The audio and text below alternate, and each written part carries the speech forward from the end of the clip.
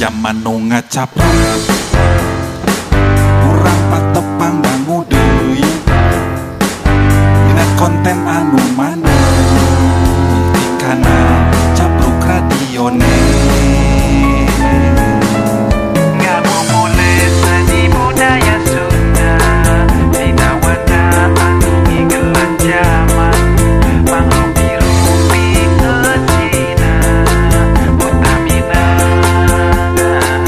cerita dina basa Sunda. Capondong so, capondong so, capondong so, capondong so, capondong so, capondong so, capondong so, capondong so, capondong so.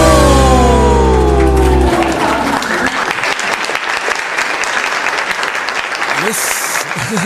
Alhamdulillah. Mangkusnya Ya.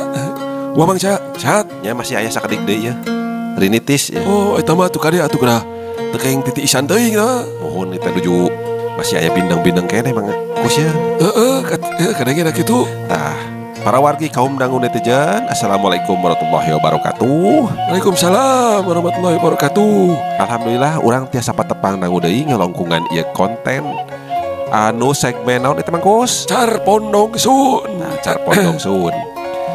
Anu bade mintonkeun salah sawios karya ti Rudian Syah. Oh, yang saya nu kamari teh nya anu eta teh nu 3 Garut. Nya eta mohon laras.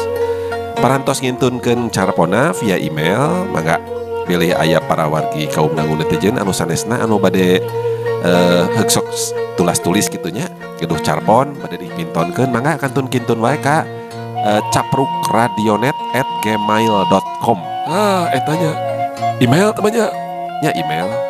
Dina carios nu ayeuna teh Mangkus. Tah anu bade main teh aya Mangkus, Ya, siap. terus Kang Yusuf nya Marat, Kang Supina, terus aya saha deui teh. Si Baucam tara kabawaan. Anya sana mah aya baucam di dia ya. Heuh ge. Nah, ayo tuh Pak. Mangkus urang kawitan ah. Sok. Meh teu lami teuing.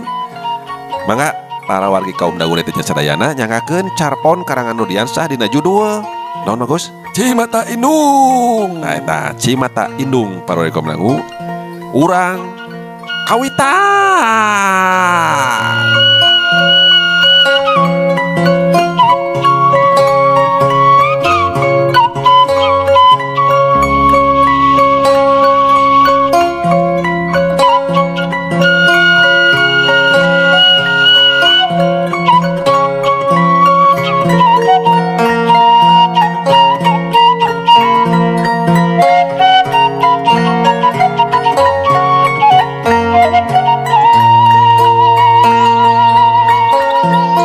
Bari nyunyuhun nyiru ceuk piah lempang dagang gorengan kana nyiru disusuhun dina sirahna bari dicepeng kedua leungeunna bisi ngagubrag beungeut luut leet ku kesang lantaran capek tas lempang jauh ngangkleung dagang gorengan ti hujung ka puncelut sok ras ka kolot sorangan etah matak nyeblak anu nempo indung kaayaan geus kolot tapi masih keneh usaha.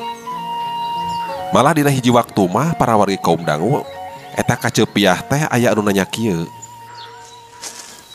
Gorengan. Manawi bade ye gorengan yo. Bala-bala. Comro, misro. Keripik tales, keripik ban, keripik naon. Di mana aya keripik ban atuh? Oh, keripik sampe maksudnya jadi kanaban. Jauh teuing. Tuh. Itu tuh ain. Oh, eta masih yuk. Titin. Ma, ka dieu heula yo.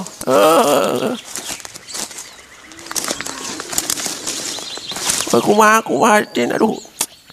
Untung aya Titin di dieu yo. Ma teh geus hayang ngaso tadi teh. Nya sok diuk na di dinya tantong timir teuing bisi labu. Oh, di mana tuh? Belah dia sok tah. Lain ceuk ye. Mani dadai kanan. Dagang angklung-angklungan bari jeung jauh. Nah, hari anak anu tilu kamarana atuna teu cukup ngurus kolot anu ngan kari sabelah deui kieu teh. Lain ye, lain cing taun. Apan anak ece teh baleunghar kabeh. Bejeuna ece mah cicing benang ning teu kudu usaha tuh. Cek nu nanya hiji awewe geus rada umuran sahanapeun ti Cepiah. Ari Cepiah gancang harita ngawalon sebunga rahuh parwai kaum dangu. Bangun terus aya nu dipikiran. Ih, naon eta? Biasa geus kolot mah kieu ye aya reuhak. Aduh.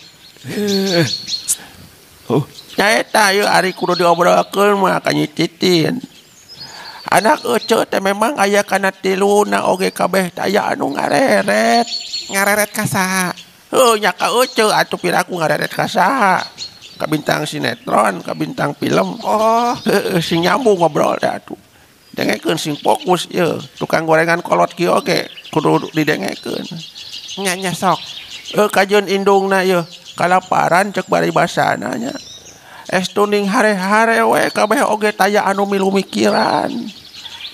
Bapa geus eueuh ninggalkeun ka pawenangan. Kabeh oge jongjon we sibuk dina urusanana sewang-sewangan. Komo anu jauh mah tak jadi alasan, bet anu deketna oge sakalian dianjangan ku ece ka imahna. Kumaha kitu? Heuh eta teh sirikna ngusir-ngusir ka ece. Hah? Ngusir-ngusir. Heuh ngusir-ngusir ka ece. Duh eta jamotrot lamun ece unggah ka imahna teh. Anak minantu sarua kabeh taya piliheunana. Siga anu kasieun diunggahan ku kolot anu teu boga kieu teh nya. Nya siga nu kasieunnan. Ameureun datangna harita make mukena rewag-rewig sugaan. Ih, sok kaitun teh. Biraku atuh emang jeung sieunan. Rek naon atuh? Henteu. Kitu lain sieun ku naon meureunanya. Aduh. Eta cek Cepiah panjang lebar cumaritana teh. Rasa maneh ka jalma anu geus congah. Cetitin parwai kaum dangu ngadenge cerita kitu mangkarunyakeun ku nasibna Cepiah dumeh taya anu ngurus. Untung Cepiah walagri keneh oge awakna. Kuat ngider jauh dagang sorangan jeung lepet kana nyiru di suhun. Ih, nyakeun we ce ye sing sabar. Mudah-mudahan anak ece kabeh sing garancang sadar deui jeung meunang hidayah ti Gusti. Cing Malik nyaraah ka indung anu ngandung oge mudah-mudahan ece sasalawasna si dipaparinan kasehatan ku Gusti nu murbehing ieu alam. Sarta tetep sabar mayunan eta cocobinya. Pokna awebarah ka Cepiah. Sedengkeun Cepiah dirina tembong ukur ungeuk bari meureuykeun panonna miceun Ciherang. Anu wening bersih nyeng celak dina juru panon mangrupa cimata indung anu suci. Tapi ieu hampura ce ieu. Gara-gara abdi ece jadi sedih deui nya. Abdi loba tatanya teuing ka ece. Pokna deui bari neuteup antep ka Cepiah, mungguh mangkarunyakeun sasatna ras ka kolot sorangan. Malah nalika mayar jajanan oge pikeun anakna embung dipulangan. Geus kitu mah Cepiah terus ngeureueuh deui dagang leumpang mapayan jalan gede. Para wargi kaum dangu eta Cepiah teh dikersakeunna teh payu bae deui dagangna teh. Loba wae anu meuli.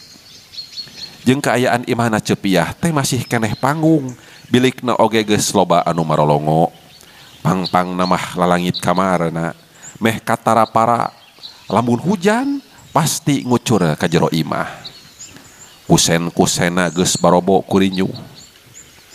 Kocapkeun dina hiji waktu anakna nu kadua tur deukeut jeung lemburna Cepiah anu pira kahalangan ku sadesa harita arek ngayakeun hajat nyunatan anakna si Cikal. Tampolana Cepiah mah teu kaajakan eta boro-boro ngibran dalah panggih di jalan oge ukur ngobrol saperluna wae teu kungsi nyaritakeun naon-naon. Cepiah ngan ukur bisa ceurik lantaran sedih. Kieu rasana geuning jadi kolot anu teu boga teh ku anak disapelekeun. Para wari kaum dangu dinu hajat keur dalahar balakecrakan, dahar anu ngeunah-ngeunah, deungeun sangu daging jeung sajabana. Tapi beda deui jeung kaayaan Cepiah anu balik dagang boga bati ngan 20.000 teh dahar ukur jeung asin buleud wungkul. Eta ge meunang ngahaneutkeun di awet-awet. Paling aya baturna deui na teh jeung sambal tarasi wungkul. Harita bari ngahuap teh Cepiah teu weleh ngagerendeng ngomong sorangan di dapur hareupeun hawu. Gusti. Duh, itu naon cucuk teh. Meni, aduh, dasar asin ya, aduh katanya lauk kieu, lah. Duh, sampai ke mana tadi teh? Maaf atuh bener atuh. Duh, Gusti. Mudah-mudahan anak-anak abdi cing dipaparinan hidayah di salira Gusti. Cing Malik nyaraah ka abdi Gusti. Mugi aranjeunna tetep aya dina kamarajengan sadayana.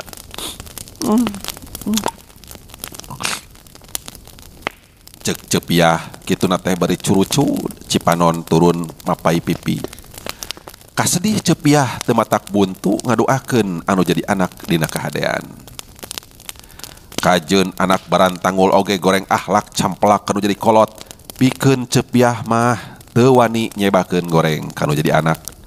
Anger we ngadoakeun anak mah anu alus-alus bae. Tapi sabalikna anakna anu teu malikir. Jajauheun kamulang tarima mah kanu jadi kolot, ieu mah kalahkah ngadon kasarieunan. Tapi para wali kaum dangu nya anu ngaranna kolot mah najan teu dibejaan oge eta harita tetep datang bae. Pikeun nepungan anakna anu tas hajat dina poe isukna. Bari ngeupeul duit 20.000 pikeun nyecep incuna. Cepiah anu dangdanana teh memang basajan, teu lesot tiung jeung daster anu geus kucel. Harita unggah ka imah anakna nyamperkeun incuna anu keur ngagolera dina kasur bari sare. Umurna teh karak 1 tahun satengah. Didinya geus nyampak kulawarga besan keur dariuk deket budak sunatan. Aduh, assalamualaikum. Waalaikumsalam. Waalaikumsalam. Anakna nu diunggahan celengkeung ngomong. Ampura mak, ieu ku gandi teu dibejaan teh karunya atuh we lain-lain nyepirakeun.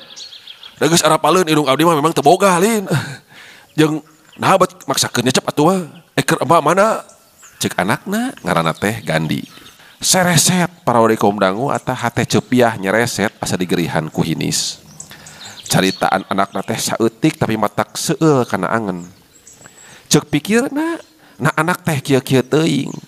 Eta hareupeun mitohanna oge wani nyarita kitu ka indung nyapirakeun kolot anu memang teu boga jeung Rudin. Dilawan lain pihadeun. Tungtungna Cepiah gancang balik bari diselangku ngomong kieu ka anakna. Gandi yo, nya hampura atuh, mak teu bisa mere gede ka incu hidup. Yo, mak teh hampura deui nya ka nyebesan yo, hampura euceu. Bisi aya kasalahan euceu nu teu dihaja jeung nuhun pisan nya. Nyai geus daek bebesanan ka jalma anu ukure sakieu buktina. Lain mak. Ari kamari aya daging jeung sangur dikirim ku bade abdi teh. Bisi acan mah nya deui. Da geus dititipkeun keur emak kana rantang. Oge ka Ceu Titin mah anger ku pipiti. Jeung tadi nama Ceu Titin teh moal dibere. Ngan ingat baheula sok ngasuh Gandi keur leutik. Berena oge 100.000 deui Ceu Titin mah pan yo. Manehna poe anana datangna teh 100.000 teh bari ukur kana pipiti idangna teh mak. Pokna satengah sinis nyarita anu jadi indungna teh. Nyaritana siga anu teu dipikir heula kajeun teuing indung jadi teu ngeunah hate ku caritaan manehna. Nu penting lugina keur dirina sorangan. Besan mitohana kadenge nyarita ditujukeun ka Cepiah. Kieu we Ceu. Teu kudu ngarasahina atawa teu mampu. Hampura angguran mah abdi Ceu. Da kumaha deui apa sorangan meureunnan eceu oge. Duanana oge kararitu. Lain pedah ka kolot teu boga. Cek besana anu memang bager jeung sarwaranda deui. Nyaritana di luareun imah sabab bisi kadengeun kudu di jero der nambahan pi omongeun. Nya ai kitu nama. Gue nyai. Mun ece kurang iman mas aku maha boa ieu teh yo. Geus dikuetuk tah. Geus ulah atuh. Ieu mah mun kurang iman. Geus dikuetuk teh barudak teh. Emang bade dikutuk jadi naon? Rek dikutuk jadi bang. Hah? Jadi bang ke kumaha dicokotan kabeh duitna. Mak eueuh mak. Tuh jadi emosi teh yo. Sok kancang istighfar gitu. Cuma sangkan ulah nepi ka nyebakeun anu jadi anak gitu. Eta ceuk cepiah dumareuda. Lumayan lila ngobrol di luar teh. Tur sanggeus ngarasa cukup mah ngobrolna. Leos cepiah mah balik ninggalkeun besana anu langsung asup ka jero imah. Ku Gandi jeung ku anakna gancang ditanya. Gandi dupang heulana nanya teh. Bu, ari namanya nyarios naon bet ngaron uplak ngobrol sareng indung abdi mah? Ngawonkeun abdinya, ha? Nya mah akade ulah benang kepanguruhan ku ceritaan si Mamah Piah. Si Mamah Piah mah baperan jamina segala asup hate. Eta ceuk anakna poksang. Ih, ari Jang Gandi. Saha nu ngawonkeun Jang Gandi? Ulah suudonan kitu ka sepuh mah yeuh pamali. Ririn, ulah sok guguan kana caritaan salaki teh. Tempas pitoha Gandi salaku indungna Ririn ngagebes. Manehna teu panuju ku sikep Gandi anu saeutik gedena tuluy mangaruhan anakna jadi unggah adat jeung curigaan. Ririn katut Gandi teu nembalan deui, ukur beda semu wungkul.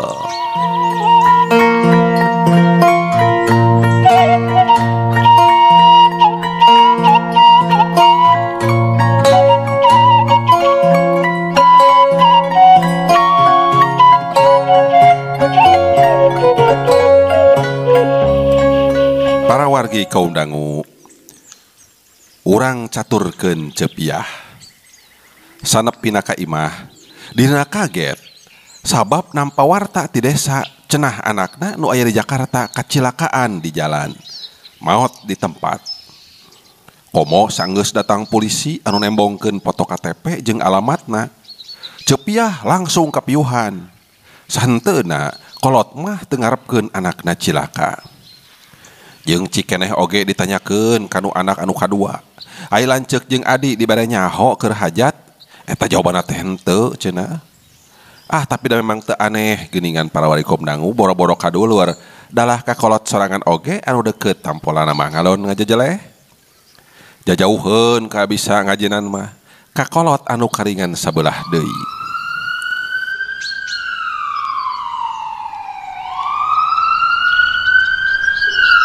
Kocapkeun dina poe isukna mayit anakna anu cilaka geus datang dianterkeun ka lembur make ambulan pikeun tuluy dipulasara sakumaha mistina.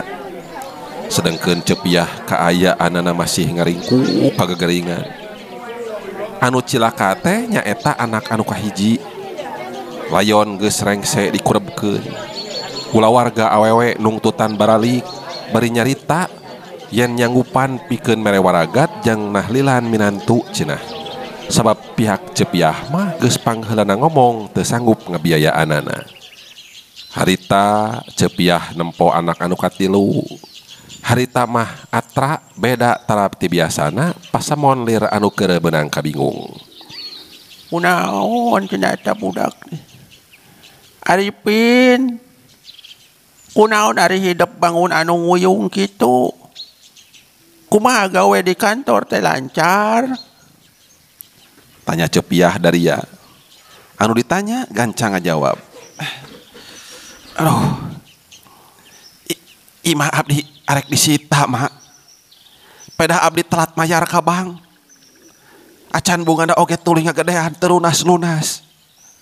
Pamajikan keukeuh eta menta pipisahan. Duh. Abdi teh kaduhung mak.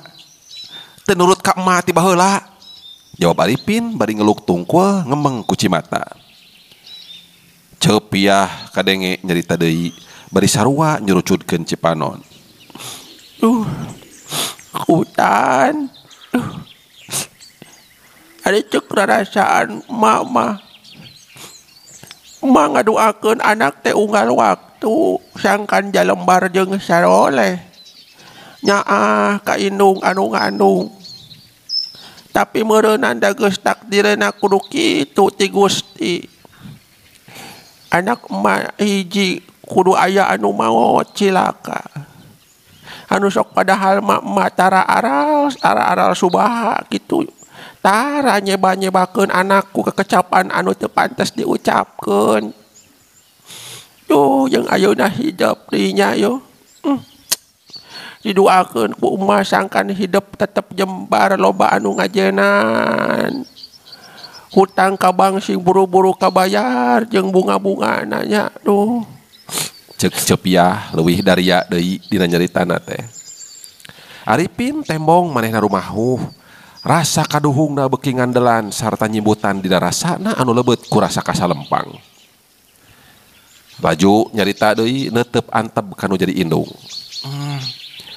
Terus Aripin ayeuna kudu kumaha atuh mah? Pamajikan maksa pipisahan ieu. Terus hubungan deui jeung lalaki sejen. Malah lalakina oge sapagawean jeung abdi di kantor ngomong nama aduh. Orang ketiga tak sakantor, saha atunya. Abdi gawe di kantor tidak satepuguh mak. Duit gaji kiwari jadi ngipisan. Pokoknya matak baluang kana sirahana oge di pikiran wae mak. Pokoknya masa keliri hampura abdinya mak. Segala kesalahan abdi sing diubarkeun. Pokna Aripin bari sakapeung manehna nyabakan tarangna siga nu keurieut bae. Kitu para wali kaum dangu. Ari aya masalah mah teu weleh ngomong ka kolot. Tapi beda ari keur aya manisna mah hare-hare we teu melang teu nineung kanu jadi kolot teh. Ya ari ceuk mak mah tong kagok sabar, Pin. Naon wae anu geus karandapan ku diri hidup ayeuna kudu diikhlaskeun. Lancek hidup di luar dunia jadikeun eunteng ku hidup. Yen dunia mah munguh mah bisa nulungan urang nalika ngarandapan cilaka. Boh di dunia kene, boh di akhirat juga komo deui. Jadi naon untungna urang ngagugulung wae dunia oge atuh sabenerna mah. Gaji usaha hidup ayeuna ngipisannya wayahna kudu diikhlaskeun ku hidup. Kasalahan hidup baris dihampura ku emak. Marangan ieu cipanon sarta nu leuwih hadena mah hidup kudu ngumbah indung suku emak kitu. Ngumbah indung suku mah nya gitu. Kunaon indung suku mah? Tadi ieu nincak dikotok. Astagfirullah. Masih serius atuh. Ting kunaon eta? Da bingung atuh mah Caca. Pake kudu dikumbah segala. Emang heueuh tadi teh saha sih nu miara hayam di hareupeun studio ieu. Aduh aing mah sanda uing tingali geura karek meuli geura mila mokot kieu ku dikotok. Kus. Lakat lah. Beri kera. Gitu si emak karunya tuh sendalna cenah. Aing mah aya wae. Kayak dikumbah atuh mah. Bae atuh daerah ndogna teh. Atuh da tingali atuh. Lanjut. Sok. Lanjut deui. Kumaha teh? Sampai ka mana eta tadi? Oh iya. Sok maen. Maksudna mah eta teh simbol wungkul sujang. Lain suku mah geus bersih da tadi geus dikumbah sabenerna mah. Ngan ieu teh simbol wungkul yen maneh ngabakti ka kolot kitu. Insyaallah Allah baris ngahampura hidup ning bersih kitu cu. Maklum ai di urang mah rea simbol dina budaya urang kitu. Tungtung na manda ka Gusti Allah kene sok. Kumaha arek moal? Naon? Sama. Ieu eta ngumbah suku indung. Oh iya siap mangga. Sok atuh. Mudah-mudahan oge usaha hidup bakal lancar deui kitu. Duh. Nya mah. Hampura abdi mah hampura. Aduh.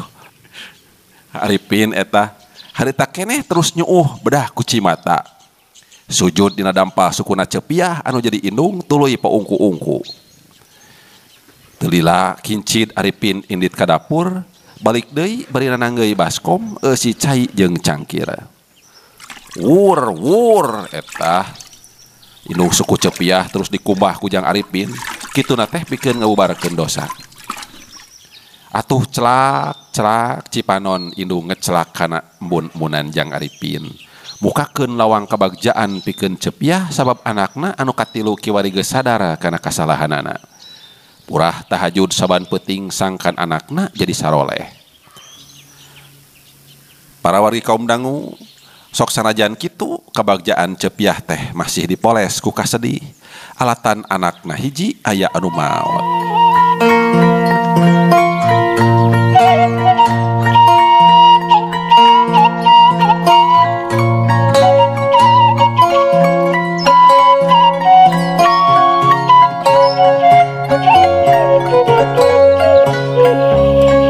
Beak poe ganti minggu, beak minggu ganti bulan, beak bulan ganti tahun.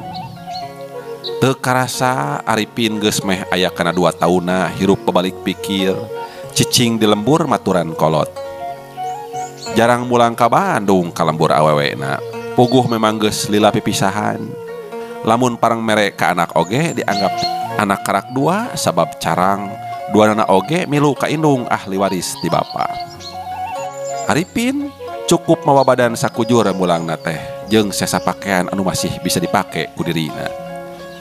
Gawe di kantor manehna ngundurkeun diri bulan kamari sabab ceuk pikireuna taya hartina usaha gede oge ari kolot padangantep mah. Sadar kadinya Arifin jadi buleud patekadan leuwih hade kalengitan pamajikan jeung gawe tibatan kudu kalengitan ka nyaah indung anu sakitu mundalna mah. Beda deui jeung pamajikanana para wargi kaum dangu eta manehna keur ngararapan masalah. Keukeuh eta menta pipisahan embung kabawa sangsara pajarna teh. Saban poe Arifin jadi getol ka masjid, lamun tas balik ngurus kebon atawa sawah. Cepiah geus rek nete ka 5 bulan pare dagang teh lantaran dicaram ku Jang Arifin lantaran era cenah kolot haban usaha jabaning geus sakitu umurna waktuna istirahat. Ngan bae kahirupan Jang Arifin jeung Cepiah can bisa leupas tina gogoda. Alatan hutang ka bank can bisa lunas. Rentenir mindang datang nagih hutang bari maksa jeung ambek ka Arifin teh sabab ditagih hutang cenah taradarek mayar. Ta eta bahayana hutang teh nya para kumdangu. Urang mah kedah atos-atos. Kedah kemut sabaraha kali kumedeg-bedeg hutang teh. Cepiah katut Jang Arifin ukur bisa ngurut dada meper amarah sangkan ulah nepi ka budal. Sabab lain PHD-eun lamun nepi ka kitu teh. Rentenir mere deui waktu 3 poe ka Jang Arifin pikeun bisa ngalunasan hutangna. Ari nginjem ka Gandi puguh teu mere sabab pedit. Antukna Arifin ukur bisa hulang jentul ngaragaman ngagulung kabingung nu teu manggih tungtung. Komo Cepiah mah gawenangan ukur beueus be ku cimata. Sedih ras ka anak anu keur ngaranapan ka susah. Para wargi kaum dangu, hiji waktu balik ti masjid. Arifin lempang asa teu napak. Meh we manehna kadupak ku mobil sedan warna hideung anu harita langsung eureun. Anu bogana seorang manoja harita turun tina ta mobil. Make kacamata gaya, pakaianna ngota diselop jangkung ngelek tas. Buuk ngarumbay panjang bari jeung hideung. Atra eta manoja teh mimitina mah arek ngamek ka Arifin teh. Ngan ngadadak teu jadi. Manehna ngadon neuteup ka Arifin bari kaget. Gimana sih? Jalan jangan bener banget sih.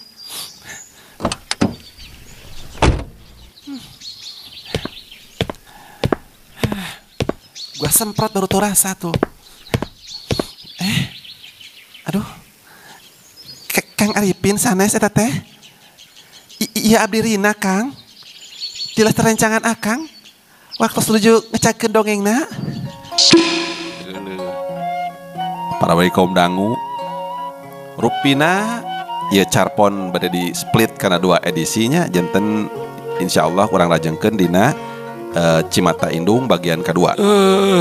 Jadi ieu mah teu sakali beres ieu mah carpon ieu mah nya. Ya, rada panjang gitu ieu mah carpona. Oh iya. Tapi dinu anu akan datang mah tamat insyaallah. Oh iya. Tah rupina kitu bagian kahiji para wargi kaum dangu, kumaha nasibna Cepiah sareng Arifin salajengna oge eta Gandi. Mangga urang antosan sakadap deui medalna bade di damel heula dongengna kitunya maksudna kitu. dina bagian kedua. Samantawis eta kumaha eta carios sanggeus halimun perai teh lajengna aya dina segmen dongeng Sunda. Simkuring tekenda tedah diapunten wireh seueur kekirangan sareng kalepatan dina midangkeun ieu carpon. Boh bilih aya anu kasabitna minuju alit kasebat asma dewasa oge tempat eta mamung kaleresan bae sanes kenging haja-haja. Simkuring sejak pamit mundur sareng bangkus.